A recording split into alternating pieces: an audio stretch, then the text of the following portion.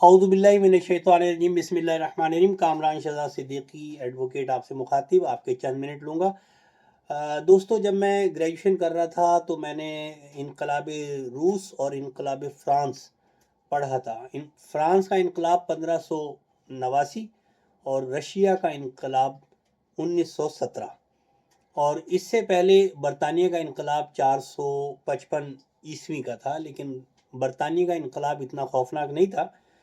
France کا انقلاب 1589 اور رشیا کا انقلاب 1917 بہت خوفناک تھا، کیونکہ اس میں ملک میں رہنے والے عام لوگ جو عوام کہلاتے ہیں وہ حکومت کی کرپشن، بدعنوانی، لاقانونیت، ڈی میریٹائزیشن اور ظلم و ستم سے اس قدر تنگ آ چکے تھے کہ وہ بپھر گئے، اور انہوں نے کیا کیا کہ حکمرانوں کے گھروں میں، محلوں میں گھس کے ان کو مارا، اور اس کے بعد تختہ الٹ گیا۔ اگر حال ہی میں ہم ذکر کریں اس قسم کا، تو ایک انقلاب ہم نے ابھی یعنی سب کانٹیننٹ میں یا جنوبی ایشیا کے ممالک میں پہلا جو اس قسم کا بھونچال آیا وہ بنگلہ دیش ہمارے سامنے ہے، کہ جب بنگلہ دیش کے عوام، بنگلہ دیش کے اقتدار میں رہنے والے لوگوں کی کرپشن، بدعنوانی، ظلم و ستم، لاقانونیت اور ڈی میریٹائزیشن سے تنگ آ کر لوگوں نے بپھر کے حملہ کیا اور حکمرانوں کا بیڑا غرق ہو گیا۔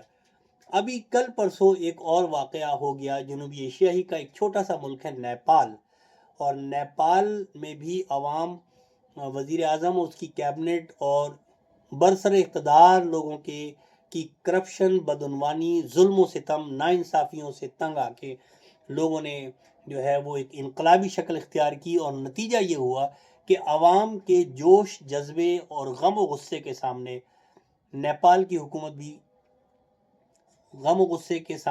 نیپال کی حکومت بھی خس و خاشاک کے تنکوں کی طرح بہہ گئی۔ وزیر اعظم نیپال اقتدار اور پھر ملک چھوڑ کر بھاگ گئے، جبکہ وزیر خزانہ کا جو حال کیا وہ بھی سوشل میڈیا میں موجود ہے۔ اب انڈو پاک کے دو اور اہم ممالک رہ گئے ہیں، ایک ہندوستان اور ایک پاکستان۔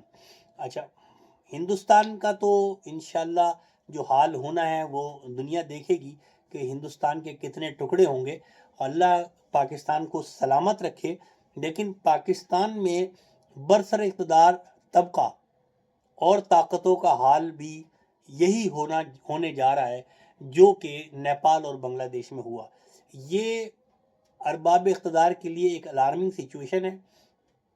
اس سے پہلے کہ عوام اس طرح سڑکوں پر آ جائیں، یہ اپنا قبلہ درست کر لیں، تو یہ پاکستان کے لیے بھی بہت بہتر ہے، اور ان حکمرانوں کے لیے بھی بہتر ہے، اور پاکستان کے مستقبل کے لیے بھی بہت بہتر ہے۔ میں اس پیغام سے اپنے ارباب اقتدار طبقے کو باور کرا رہا ہوں کہ اس سے پہلے کہ بہت دیر ہو جائے سنبھل جائیں، ورنہ عوام اگر نکلے تو سنبھلنے کا موقع نہیں دیں گے۔ اور اسی طرح میں عوام سے یہ کہہ رہا ہوں کہ ہم سے چھوٹے دونوں ممالک بنگلہ دیش اور نیپال نے ملک کا قبلہ درست کر دیا ہے، اور اس ملک کے عوام کب تک ظلم و ستم برداشت کریں گے، یہ ایک سوالیہ نشان ہے۔